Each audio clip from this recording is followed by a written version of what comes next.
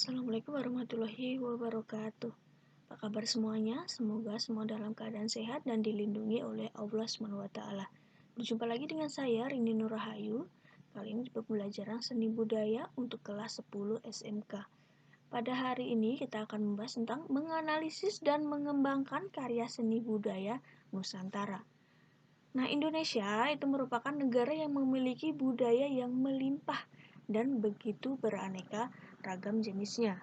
Nah, budaya Nusantara itu merupakan beragam bentuk kesenian yang tumbuh dan berkembang di masing-masing daerah yang ada di seluruh wilayah Indonesia.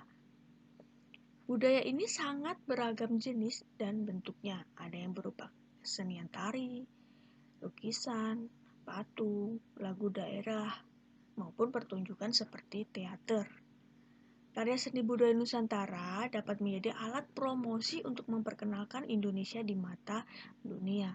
Kita sebagai generasi muda ini harus ikut berperan dalam mengembangkan budaya Nusantara. Nah, hal apa saja yang bisa kita lakukan? Nah, salah satunya dengan menganalisis dan mengembangkan budaya tersebut sesuai karakteristik bentuk seni tersebut. Langsung saja, yang pertama itu analisis karya seni rupa.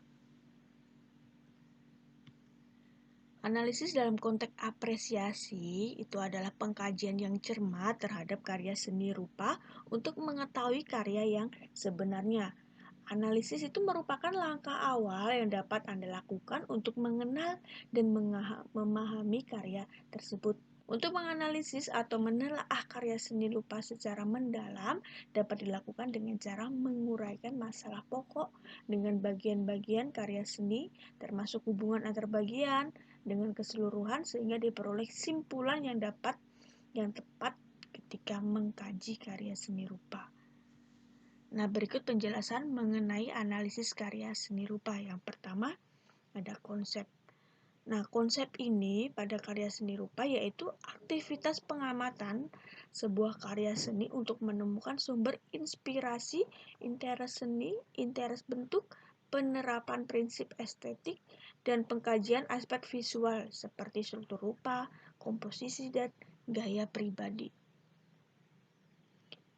Yang B ada prinsip. Prinsip estetika dapat dianalisis dengan mengkaji aspek-aspek, contohnya seperti kesebandingan, keselarasan, keseimbangan, dan irama, serta penekanan dalam karya seni rupa. Yang C ada unsur. Analisis unsur pada karya seni rupa artinya mengkaji kualitas penggunaan garis, warna, ruang, tekstur, dan penyajian bentuk dalam karya seni rupa murni, desain, dan seni kriya. Yang D ada teknik. Analisis teknik karya seni rupa merupakan tahapan terpenting dalam penilaian seni. Kenapa? Karena hal ini merupakan informasi tersebut sebagai bukti proses pembuatan karya seni untuk menafsirkan nilainya. Yang terakhir ada bahan. Analisis bahan juga merupakan hal penting dalam penilaian. Bahan yang digunakan harus disesuaikan dengan teknik pengolahannya. Yang kedua, analisis karya seni musik. Musik adalah pengungkapan ide melalui seni yang didasarkan pada pengorganisasian bunyi atau suara menurut waktu. Nah, unsur dasar musik itu berupa yang A ada irama. Irama ini sebagai bunyi atau sekelompok bunyi dengan berbagai not dan tekanan atau aksen pada not. Yang B ada melodi, susunan rangkaian nada yang terdengar berurutan serta bersama yang penyampaiannya itu suatu gagasan. Yang C ada harmoni, itu adalah keselarasan bunyi yang merupakan gabungan dua tanda atau lebih yang berbeda tinggi rendahnya. Yang D adapun unsur lainnya berupa gagasan, sifat, dan timbre. Timbre itu kualitas atau warna bunyi yang juga didukung oleh unsur ekspresi serta disusun secara indah.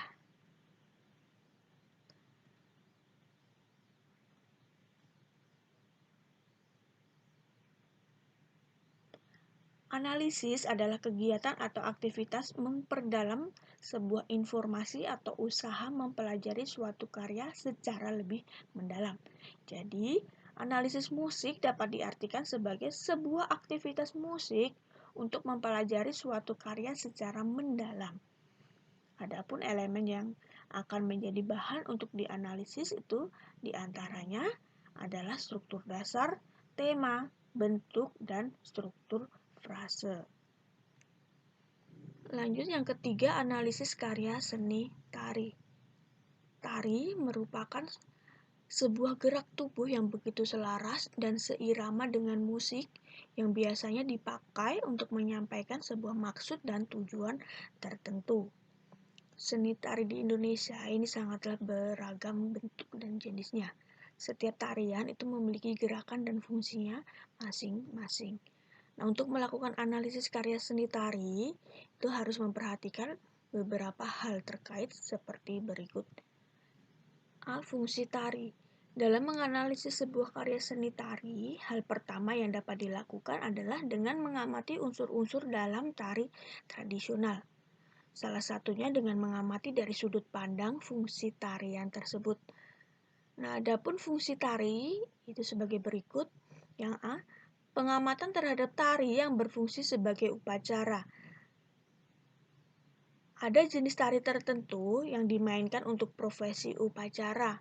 Nah, ciri-ciri dari tari yang berfungsi sebagai upacara yaitu apabila tari tersebut dipertunjukkan pada waktu terpilih, tempat terpilih, penari terpilih, dan disertai sesajian dalam penyelenggaraannya.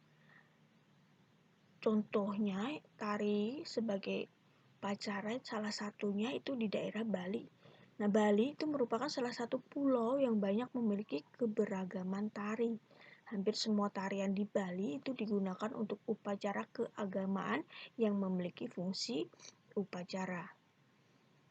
B. Pengamatan terhadap tari yang berfungsi sebagai penyajian cerita.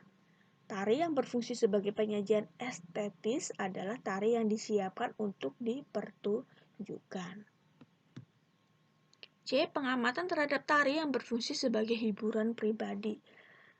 Tari juga berfungsi sebagai hiburan pribadi. Tari dengan fungsi ini biasanya memiliki ciri gerak yang spontan.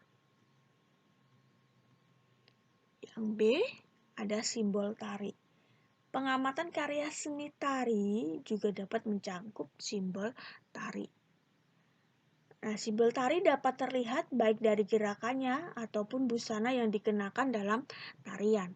Dengan mengamati simbol pada tari, kita akan memahami lebih dalam tarian yang ingin kita analisis.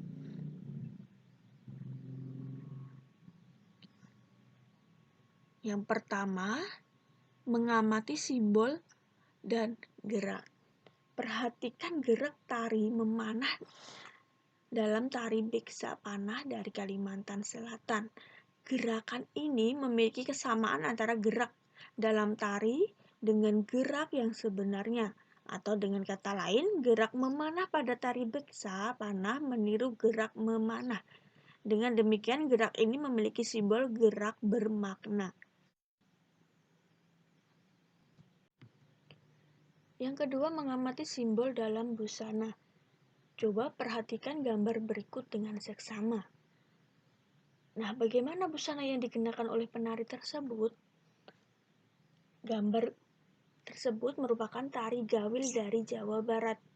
Sekilas, ketika melihat busana tari tersebut, penampilan penari memberikan kesan seseorang dengan status tertentu. Busana yang dipakai penari tersebut adalah jenis busana bangsawan Sunda pada abad ke-19. Simbol status kebangsawaan itu diperoleh dari motif, kain, model jas, dan tutup kepala serta aksesoris busana seperti kalung rantai dan kancing emas yang hanya dipakai oleh kalangan bangsawan Sunda. Lanjut yang C, konsep tari tradisional. Konsep merupakan gambaran umum yang bersifat abstrak yang dijadikan sebagai penggolongan terhadap sesuatu. Melalui pengamatan konsep pada tari tradisional, pemahaman tentang sebuah tari akan jauh lebih mendalam. Berikut pengamatan konsep tari tradisional klasik maupun kerakyatan. 1. Mengamati konsep tari tradisional klasik. Konsep tari tradisional dalam tari tradisional klasik memiliki ciri-ciri apa saja sih? Nah, ciri-cirinya yang pertama, tari yang hidup di lingkungan keraton. Yang kedua, gerak-gerik tari itu memiliki pakem atau aturan tertentu. Yang ketiga, mengikuti keindahan dan aturan keraton. Keempat, ruang, tenaga, dan waktu itu memiliki standar keraton. Yang terakhir, diketahui penciptanya. Nah, contohnya itu adalah tari tradisional klasik. Contohnya yang pertama ada tari serimpi. Tari serimpi itu berasal dari Jogja. Yang kedua ada tari bedoyo. Yang kedua, mengamati konsep tari tradisional kerakyatan. Konsep tari tradisional kerakyatan memiliki ciri-ciri, yaitu yang pertama, tari yang hidup di lingkungan rakyat yang sifatnya itu komunal. Yang kedua, memiliki nilai yang berpijak pada tradisi setempat. Yang ketiga, ruang, tenaga, dan waktu itu mengikuti standar tradisi setempat. Yang keempat, terkadang memiliki kekuatan magis ritual tertentu. Yang kelima, diselenggarakan sebagai pengikat solidaritas masyarakat dalam upacara komunal. Yang terakhir, tidak diketahui oleh penciptanya. Nah, contoh tari tradisional kerakyatan itu ada yang pertama tari ronggeng gunung yang berasal dari Ciamis, dan ada tari sintren yang berasal dari Cirebon. Yang D, ada jenis tari.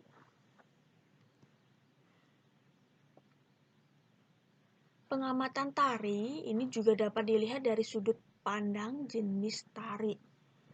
Nah, tari dibagi menjadi 3 jenis, yaitu tari tunggal, tari berpasangan, dan tari kelompok. Berikut pengamatan terhadap jenis tarian. Yang pertama, mengamati tari tradisional yang ditampilkan oleh seorang penari. Jenis tari tradisional di Indonesia dapat diamati dari bagaimana tari tersebut ditampilkan. Salah satunya adalah tari tunggal.